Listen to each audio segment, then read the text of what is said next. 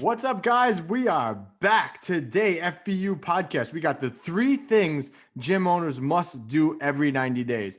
So if you're a gym owner, we help you to get more clients, make more money, and have more freedom. It's your host, Anthony Bevilacqua, alongside my co-host, who's wearing an Amped Fitness shirt. It looks like underneath that, not an AB Fitness one, which is a problem. The week before CEO Mastermind, I wear the shirts of all the guys in the Mastermind. So well, that's Vince Gabriel, guys. This is my Thursday shirt. Yeah, I always I tell TJ all the time, I very rarely do I give him compliments, but I think that his branding is really top Yeah, he does a good job. Yeah, I like the colors too. I really think that he should have done a talk at the last Mastermind about branding. I really think that's what his talk should have been. Right. Instead, he did his 4,000 day onboarding process. Exactly. That's TJ. Yeah, TJ. The 4,000 taught over 17 years. Yeah. Exactly. That's TJ. But yeah, we got a jam-packed episode today, man. I'm super excited about this because I think a lot of the things that we're going to cover here today, we cover in the CEO group pretty intensely, which is your top level program. I can't get this shit out of my mind. We got to talk about it. You're going down that road, man? Yeah, I can't like. We're going down that road? Totally. Yeah. All right, let's do it. No, we just got to talk. I mean, here's the deal. I saw a post on social media just before. Right before I got on. And again, I'm rarely on social. The only reason why I have, and I tell you what, the number one productivity strategy is take your email off your phone. That's the number one productivity strategy that you could ever do, is take your email off your phone. But I can't take Facebook off my phone because I have, that's how we communicate in the Mastermind. Right. So there's all kinds of posts going on all day long. I like to see honestly, and personally, when we started the Mastermind, I used to answer every question. Like every question that would be on the Facebook page, I would answer every question. And now I don't answer any of them. I literally go in, I look at the question, and all of a sudden I see 15 people that answered the question. And it's like, oh shit, that's like really close to what I would say. It's all like, I don't even answer. Like, it's like I got fired. It's like, it's great. So that's why I still have Facebook on. So I was on like Facebook screwing around, stupid, wasting time before while I was waiting for you. Waiting for me. I texted you like 5 minutes earlier. Come on the podcast. And this guy. And I see a post, and the post is about how certain vegetables and certain foods, like healthy foods, are toxic, and why this person doesn't eat spinach, and I'm just like, I wanted to just go ape shit, because it's like 99.9% of the people in the planet need to eat more vegetables and to eat more fruit and less crap and less sugar, and it's just like, I feel like everyone's trying to like be this like contrarian and get out there and say, stand out. But in an effort to stand out, I think you just confuse the shit out of more people. And I don't know. It's just like, it just bothered me that people are kind of going down the road of like, how much more can we confuse people? Right, by saying that vegetables are bad for you and you're going to die if you eat vegetables. And it's just like, come on. Well, people are just trying to look for ways to stand out from the crowd, man. It's funny because I've been doing some really like some in-depth research on YouTube, because, I think YouTube's a really good platform to try to like, build a following on and whatever. So I've done some really a lot of research on it. And fun fact, man, most of the keywords for fitness are ranked lower than some of the most influential people in fitness. So it's very hard to make a name for yourself in fitness because the people who are the influencers rank higher than the keywords. It's ridiculous. So it's almost like in the gym business space. If I was trying to like rank for the keyword, grow your personal training business, that would be lower than if I tried to rank for Vince Gabriel. So now the strategy on YouTube, what everybody does is everybody bashes everybody. Right. So if you go out and look at that, that's what people do. It's in the fitness industry sometimes is a real joke, man. It really is. One of my favorite quotes is complexity is the enemy of execution. And if your goal is to help people and help people get healthy and eat well and exercise regularly, you confusing the shit out of people by telling them they can't eat a healthy food is just making this worse. And I get every once in a while I'm usually a pretty laid back, okay, calm guy. But every once in a while I see something that just drives me nuts. And I'm just like, all right. And I'm like ready to type a comment. It's like, okay, the only winning strategy left is a 24-hour lifetime fast. That's all you get. Oh, you can have salt though. You can have salt. You can have salt in your water and salt. And that's what you have to live on the rest of your life. Do not eat spinach at all. Do not eat any broccoli. And especially do not eat carrots because they're high in the glycemic index. Come on. All right, Karen, are you ready to get going here? Oh, what is that? Oh, are you ready to get going? What is this, Karen? I've heard about this. It basically means like someone calling out somebody else for like the Karen. I don't know. I don't really know what exactly. I have heard something. My wife is a follower of Rachel Hollis, and I think she just got crushed by something. But she was telling me about it. It's interesting. But I'm ready for the real podcast after my little rant. Let's get rolling. I don't think everybody. I know you got another consult at 5:00, so you got to like get off the phone really quickly. You got to do this podcast. I had one before. Yeah, and I'm not kidding. And you got to go sell. You got to go sell more shit. It's great. I love it. Yeah, man, it's good. I'm actually in a good place right now. So I'm hiring on another full-time guy. So now I have a lot of help. I love it. And I am at the point again where I could fully remove myself from the business again, which is very, very nice coming. Very, very nice coming. I'm so happy to hear that. I'm proud of you. You've done it. You're a very, very good gym owner. Well, which is why you're on this podcast, I guess. Yeah. So I'm super excited about the CEO meeting that we have coming up because I'm excited to talk about that and map that out because I think that's going to be cool. And that's what I wanted to talk about today. Just because we got CEO meeting coming up and we do a lot of high level discussions in CEO. But also we at GFP, we do our offsite meetings as a team every quarter, and we have ours coming up on Monday. And so that's kind of like fresh in my mind. So I always kind of come up with the agenda of what we're going to do in the meeting. And I'm starting to kind of think about this. And I'm like, okay, this is, even if someone doesn't have like a big team, even if you have like a small team, you really should sit down every 90 days or every 120 days and be doing these things. So I kind of, that's why I texted you. I wanted to do this about the podcast because I really do. Everyone needs to kind of like get a reset. There's like EOS calls something, they call it like a 90-day world where like every 90 days, all of a sudden you start to kind of like, shift gears and things starts to tweak. And like usually things work in 90 to 120 day blocks.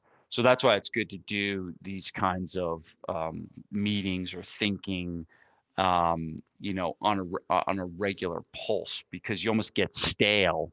That's why there's a great book called what's it called? The 12-Week Year. It's a really good book. Yeah, that is a good book. Actually, I read that book. It's a really good book. It's a really good book. And they talked about that. It's like, no, don't set annual goals. Don't like set a year goal. Set 4 sets of 90-day goals. And I thought it was a very, very well done book. So this is what we do every 90 to 120 days with GFP and the mastermind. And there's really, I kind of broke it down to 3 things. There is more that we do, but I wanted to not confuse you, like tell you spinach is bad for you and shit like that. So, this Karen. is, yeah. All right, let's move on. I'm only saying this because I eat so much spinach, and I guess I'm going to die. I'm going to have a heart attack tomorrow because I ate a lot of spinach. We were actually making fun of you the other day because you do like the fasting stuff and all this sometimes some crazy stuff. So we were actually talking. We're like, yeah, you don't know. Vince is ripped under there, under his. What do you mean no? Nah. So we got into a discussion about like Vince is definitely ripped. All that fasting and all this other stuff that he does, he's definitely peeled. Vince is not ripped. Vince is not ripped. I'll tell you that right now. Dude, you should have just went with him. Be like, Yeah, yeah, I'm totally peeled. I am not peeled. I've never heard the word peeled before, but I'm certainly not peeled. The only thing I peel is potatoes. All right. No, So that not the way you showed me how to eat a baked potato, man. that's right. I did show you. I eat baked potatoes like apples, Yeah, and it's which actually is really good, guys. So and don't knock it. we are going back to Trap Rock, which is like sick. Awesome. I take the CEO mastermind out to like a sick dinner. And we're going back to Trap Rock. It's my favorite restaurant. It's so good. Oh, it's so Dude, we are totally off track today. So let's get rolling. Everyone's like, what's going on? good. What's Trap Rock? What is this? What's that? So let's get rolling. So, three things gym owners must do every 90 days. And it's funny, I actually want to talk about this really quick before we get into it. So, the trainer that I'm hiring as a full-time guy coming on, he comes from the gym that I used to work at. So I was able to steal him. He's actually one of my clients from way back in the day. He lost 80 pounds with me, and he went on and he really loved fitness and became a really, really high level coach. So I'm super excited to have him on and take him on. But the business that he works for is a mess.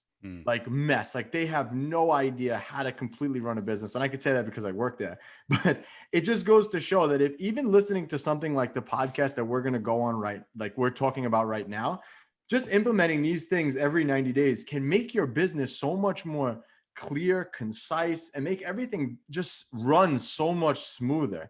Yeah. And one of the other things you said earlier, but you were ranting about broccoli, but you said, complexity is the enemy of execution. Yes. And when businesses are just too much all over the place, everyone's confused. The staff, the management, everybody's confused. So Yeah. I think that these things that every gym owner should do every 90 days is going to set you up for a simple yet profitable business, which will in turn give you what we talked about earlier. You'll be able to get more clients, you'll make more money, and you'll have more freedom.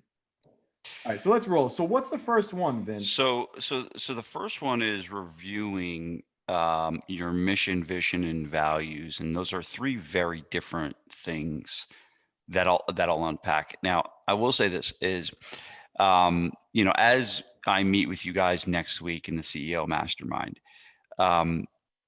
a lot of the guys in that group are moving towards a very, very high level where they're almost not really doing much in their business, meaning they're not even doing sales much anymore. They are probably still owning the marketing, but they're not training clients. They probably have an operations person. So they're really delegating a lot of stuff. But there's a small handful of things that a CEO of a company you will never ever be able to delegate. And one of them is the vision. And if you if you Google role of a CEO, right? What is the role, or even business owner, right? And if you look at that, if you look that up, there will I pulled it up. there will be a lot of common answers, right? There'll be, but one of them that will be probably on every list is you need to come up with where the business is going. What is the future? And that is what vision is. A lot of people sometimes get confused, vision and mission. Vision is where the company is going. And there was an exercise taught to me probably 5-6 years ago by a guy named Ari Weinsberg, who's one of my business mentors, and he owns an $80 million food business called Zingerman's Deli. 100% look it up. It's amazing. It's one of those amazing places in the world. It's like Disneyland for the restaurant business. But he taught me an exercise called visioning, where you actually write a story of where your business is going to be in the future. And basically you write it in the present tense. So if you were to sit down and write a vision for your company, you would sit down today and you would write it for, let's say, 2025. And you'd be like, all right, today's April 7th, 2025. And I'm sitting on my front porch having a cup of coffee while my company is killing it, whatever you want to write. But it's essentially, you have this clear picture of the future. And that's one of the most important things that you need to communicate to your team and to the people, is like, hey, where are we going? Because a lot of times if you don't communicate that, then it's just like, all right, we're showing up, we're doing work, but what's this all for? And when you can actually communicate a destination, everyone's going to work better together. When the team knows that there's a future, when the team knows that they're working, even if they're not like, even if there's a great story about JFK. He was walking around the NASA facility like years ago, and he's walking around, and the guy he comes across a janitor, right? And he's like, JFK asked the guy what he's doing, and the janitor responds with, "We're putting a man on the moon." And that like goes to show you how the culture of NASA was everyone had their hand in the role of putting someone on the moon, regardless of what they did. So that janitor had nothing to do with getting someone on the moon, but he felt like he did in terms of his job to help with that was to sweep the floors and keep the place clean. So they felt like so it's not so much about the monetary returns, and obviously that should be included in the vision, but it's really about what's the overarching theme of where we're going. And so that's the first one. So every 90 days you want to review this, because a lot of times you can write these things and then bury them into a desk and write them on a piece of paper, but never see them again. And so that's why it's good to have this pulse where you continually are going to be reviewing where you're going. So that's the first one, is one, coming up with the vision, right? Which if you want to exercise Google Visioning by Zingerman's, and then that should help you. The next one is your mission, or I really don't even call it a mission anymore. I call it like a cause or a passion. And this is essentially why you do what you do. And this is really simple, right? This is just reinforcing, the R's at GFP is we transform lives. Like that's just what we're trying to do. But it's important for people to be reminded of that stuff. And the last one is your core values. Now, hopefully these you're using regularly. And I believe that if you're not making core values part of your business, they're not worth the piece of paper that they're on. And so, but where do you start? Where you start with reviewing them at your quarterly meetings or your 90-day, sit downs or your offsites or whatever. So those are the kind of the three things.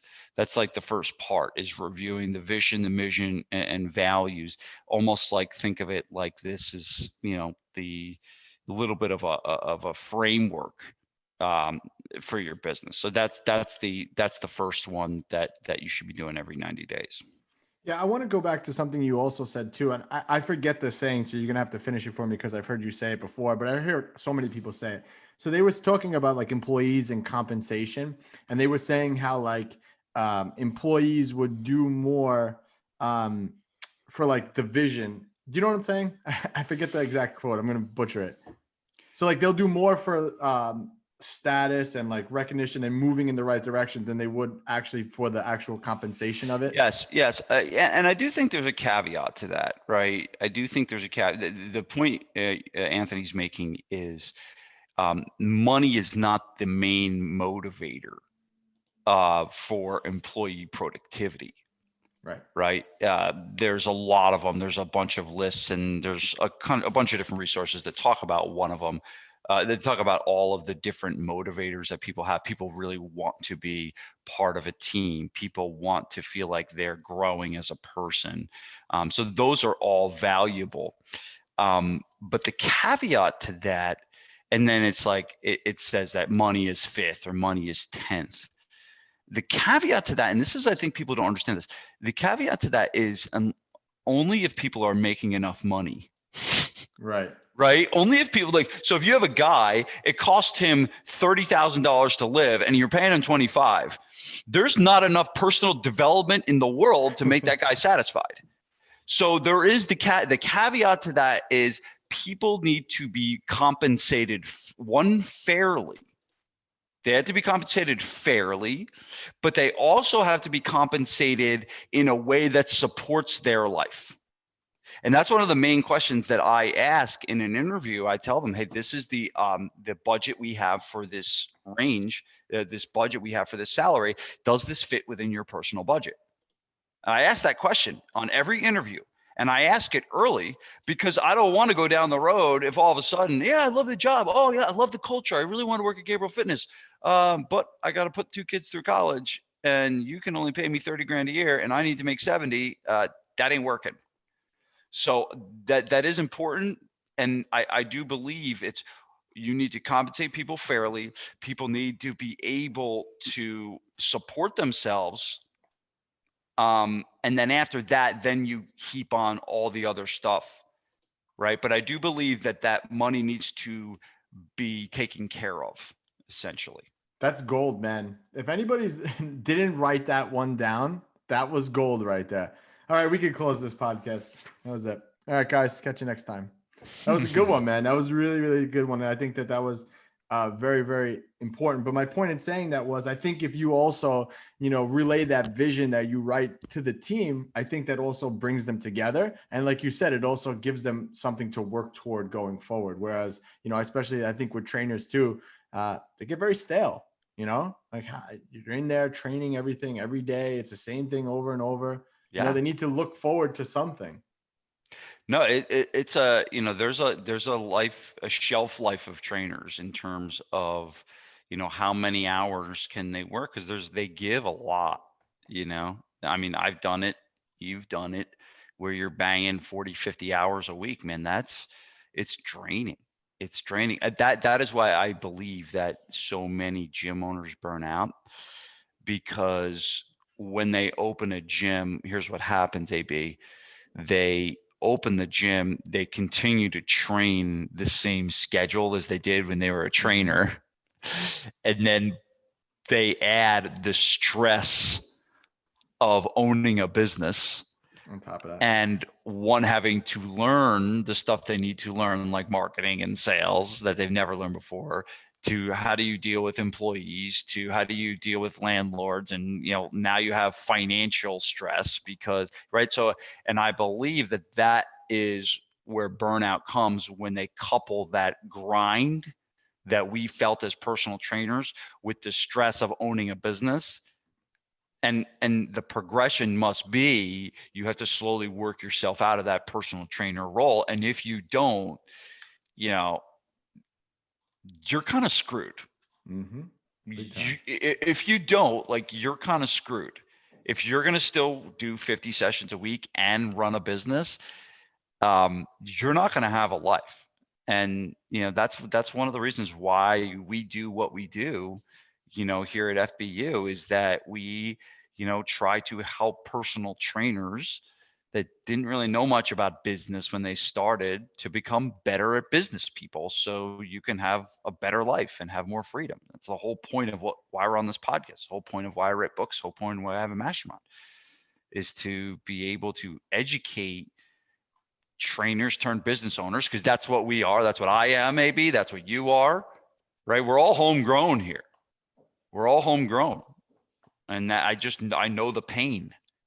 And so that's why we do what we do. But well, so even for me too, tangent. I mean, you never know when you're going to have to step up. I had a key trainer leave during COVID, so I had to step back up, and I'm working a lot more now than I've been in the past. But sometimes you got to roll up your sleeves and do what you got to do, So I actually had to apologize to my wife the other day because I've just been grinding like crazy.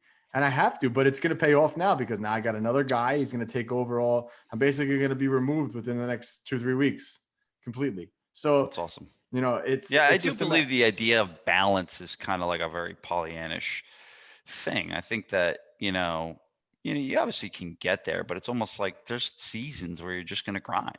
Yep. and then there's seasons where you got like a lot of time. Like I'm like, I can't wait for this podcast to be over so I can go to soccer practice with my kid. It's like I'm in a great season right now where I have a lot of freedom and a lot of time, and it's great. But then there's like a year ago, I was like working, 18 hours a day, during COVID. You know what I'm saying? So it balances out. But we're going on tangents, but they're good tangents today. Yeah, well, they're all for a purpose. Yeah. All right. So the second thing every gym owner must do every 90 days, set goals. Yeah, and I said set goals, but we call them rocks, and I'm a product of the EOS, the Entrepreneur Operating System, and the book Traction. I'm a loyal student of theirs, and actually my advisor that has run these meetings with me for the last 5-6 years is now the head of that whole company, Mark O'Donnell, who's been a huge mentor of mine. But we call them rocks, and basically rocks are what are your 90-day, 120-day priorities, meaning, and the way you think about this is, if we only accomplish these things and nothing else, then we would be successful. And that's the problem. It answers the question. I'll never forget this. Before I had Mark, I had another guy who's from an advisor from the Table Group, Patrick Lencioni's company. And I was like hemming and hawing about what we were going to do, and how many goals we were going to set. And I'll never forget this. This was a pivotal moment in my career as a business owner. And he looked me dead in the eyes and he said, Vince, and like, you ever want to stop someone in their tracks? Just like say their first name and pause. Right. So like, I don't know if I did this with you when we talked about this last week, when I kind of slapped you upside the head a little bit. I don't remember if I did do this. No. Right. But I will do this with my staff, and I will say, Anthony, and then pause, right? So he said, Vince, pause. And this is what he said: when everything is important, nothing is. The truth. And it was just like, it just stopped me dead in my tracks. And I just like, okay, we can't do it all. We can't focus on everything. So these rocks are the things that you sit down and you basically say, all right, what are the most important goals we need to set? What are the most important goals we need to accomplish in the next 90 days? And EOS narrows it down to a business usually should set about 3 to 7, right? About 3 to 7 is like the most a business can handle. And I'm not going to get into like personal stuff and all that other stuff. It's really for the business goals. So are you sharing that with your team typically? Oh yeah. Yeah. And actually you're setting them with the team, right? So these are, we take them through the process where we're setting the goals as a team. And, we have a whole, system that we use to get them. But the reality is it's not as important. Is you gotta kind of sit down and think about and answer the question, what's most important right now? Right? Because if you don't have that question answered, then everything is important. And then you're focusing on everything. And that's where you lack focus. Mm-hmm. Right. So these goals, these rocks help businesses be focused, which is one of the most important things. Seth Godin said this to me. I'm funny. I think my brain is working well because I'm remembering so much stuff. Like there's like stuff like coming into my brain randomly. It must be from all the poisonous broccoli you ate today. I will say, little sidebar, I've been sleeping better. Guess what I bought? You guys are going to laugh at me. So I bought something called the Chili Pad. And the Chili Pad is this pad you put on your bed. And it's like a refrigerator, like you refrigerate your body while you sleep. It's amazing. That's actually and I've pretty been like, cool. Yeah, no. So I have this Aura Ring, and the Aura Ring measures my sleep. And so since I've gotten the Chili Pad, my level of deep sleep and REM sleep has increased. It's really cool. So I don't know. I think it's helping. Do you sweat? I'm still not ripped. Do you I'm still not ripped. Do you sweat a lot at night? It is a That way you little got- it is a little weird that you guys are talking about me and wondering about what my body looks like under my clothes. Well, That is a little scary to actually, me. the thing is, Yeah. we were making fun of your nutrition ways. That's what we were making fun of. Right. And then it had come up on, well, Vince is probably ripped. And I said, there's Well, no chance. that is nice to know that if I wear clothes, I possibly could be ripped. Right. So it's not like there's no way it's right. It's like, well, I don't know. They're not sure. And so Well, yeah, that's why I told you should have went with it, man. That was your Yeah. opening right there. yeah, That was your I'm opening. completely fine with anyone wondering if I'm not ripped or whatever. So, but yeah, these 90 and they need to be. You remember the SMART acronym Yeah, for specific, goals? measurable, Yeah. attainable. So I'm not going to go over it today, but they need to be measurable. They need to be, you got to be able to do it within 90 days. The time one is like you got to, do it by that time. And you know this. Everyone listening to this knows the SMART acronym. If you don't, Google it and Google SMART goals, and like you learn that in high school. So, but I didn't learn that in that's high school. that's the second one. Is you're going to sit down every 90 to 120 days and you're going to set these goals of what's most important right now. That's kind of the big question you want to ask. And then move on from there. That's the second one, AB. All right, let's move on to the third one. Solve problems. Well, that's kind of a given. I feel like you're always doing that, but I think what you mean is solving the big problems that Yeah. are. I think it's more system problems, is what you're trying to say, right? Well, I mean, here's the thing. It's like when you take a full day, and again, when I'm saying you should do this every 90 days, I'm really, really encouraging business owners to block a full day where this is like the only thing you do. And I think one of the hard things is people try to solve problems and they train a session from 10 o'clock to 11 o'clock, and then they got a 12 o'clock call, and then between 11 and 12 they're going to solve the biggest business problems. And it's just like sometimes it takes a little more than that, a little more thinking and a little bit more planning.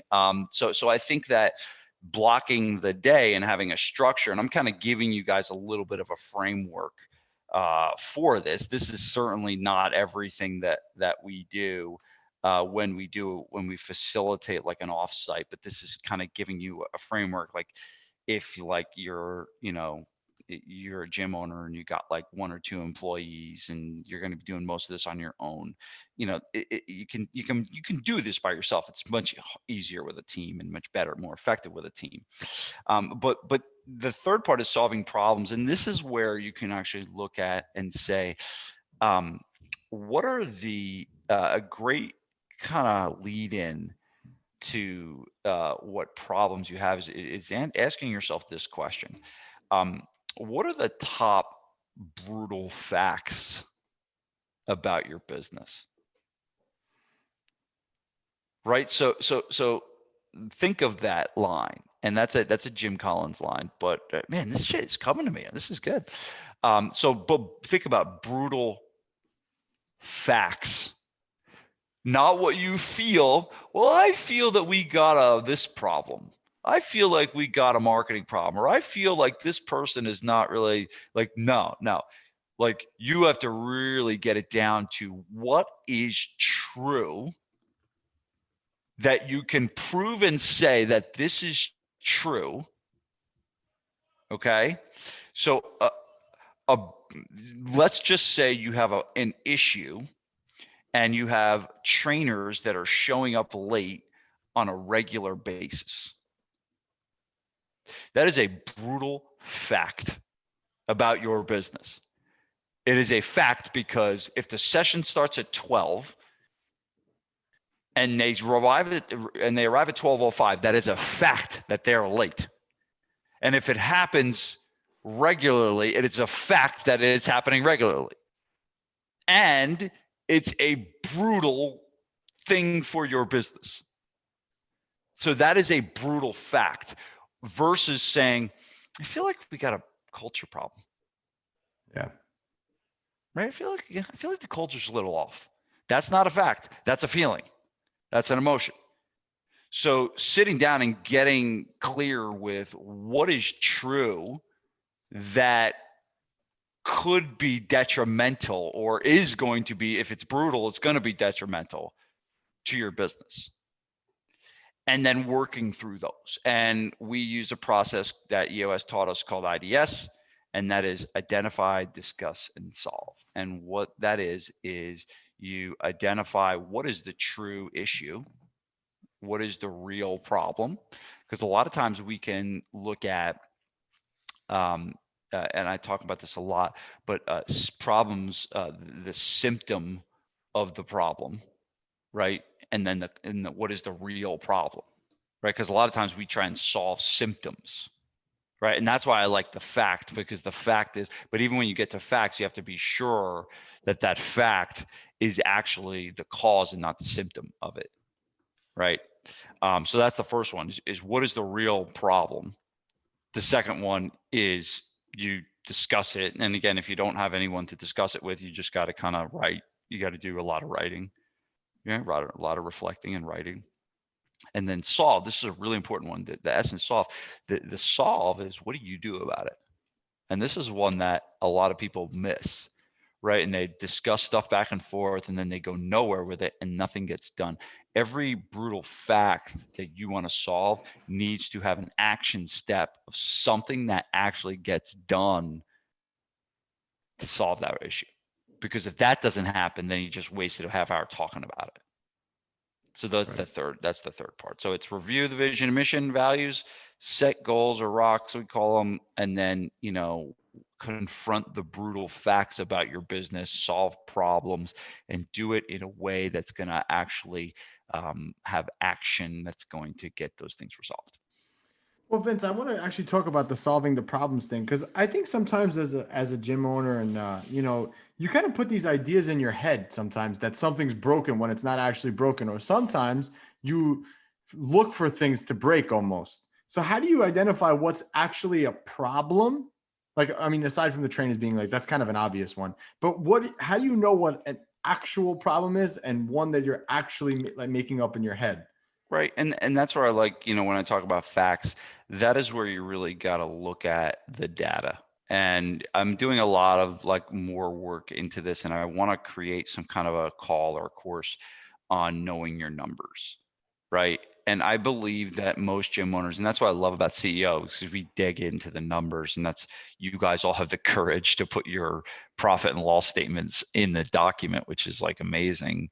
But that's really where, if you really want to know what's going on, the data needs to tell you that. So you can look at things like your scoreboard, which talks about the leading indicators, the leads, the how many sales, and the conversion rate, right? And then you can look at the financials. You can look at the profit and loss statement. You look at how much free cash flow, your weekly revenue, all these metrics that are important. But you got to know your numbers, and the better you know your numbers, that is going to give you a lot of the answers to your problems.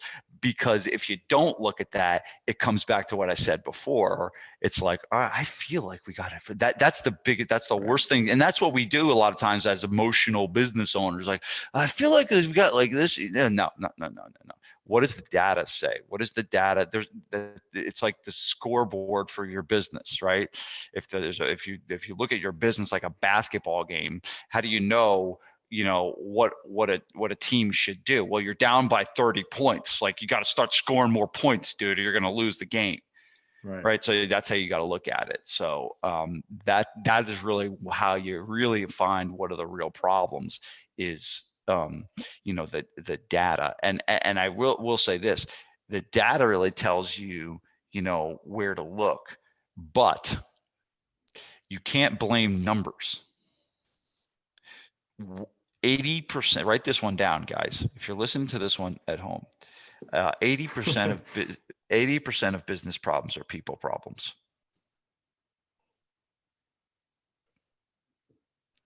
That's the truth. Because the people and the systems drive the business. And so, like, if your leads are down, well, who's running your marketing? Yeah. Who owns that role? Yeah, exactly. Yeah. Yeah. That's awesome, man. I think that that was really, really good. And I think that you guys listening to this, I've been telling people this on my videos, don't just listen to what I'm telling you, go and take action on something. And I think that you listening to this need to take action on it and really set aside time to and put it on the calendar every 90 days. Okay, I'm going to evaluate all these things and then and work to improve it. This is how you get a bigger, stronger, better business that will ultimately get you more clients, make you more money, and give you more freedom, because that's the goal, right? So I think that's what we need to do. Vince, I need you because I actually forgot the link that we want everyone to go to. The simple link that we've been waiting for weeks from the tech nerd. Yes. No. So it's just vincesfreebook.com.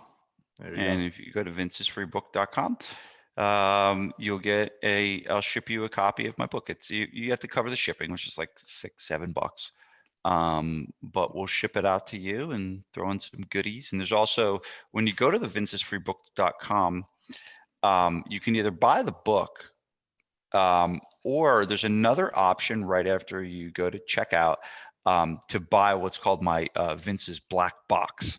And it's a bundle of books that you can get. It's a little more money, but you get a lot of stuff for it. So when you go to checkout, maybe look at that option too.